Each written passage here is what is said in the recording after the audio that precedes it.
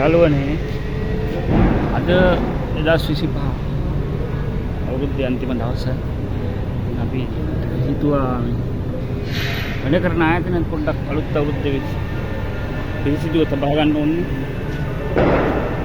ඒ නිසා අපි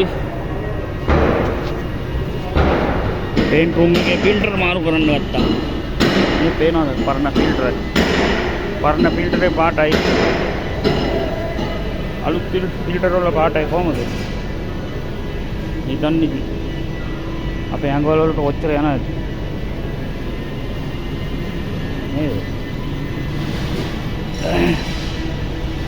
ඊළඟට අපි යට ෆිල්ටර් උත් දානවා. වීඩියෝ එක කන්ටිනියු කරන්නම්. එතකම් බලන් ඉන්න.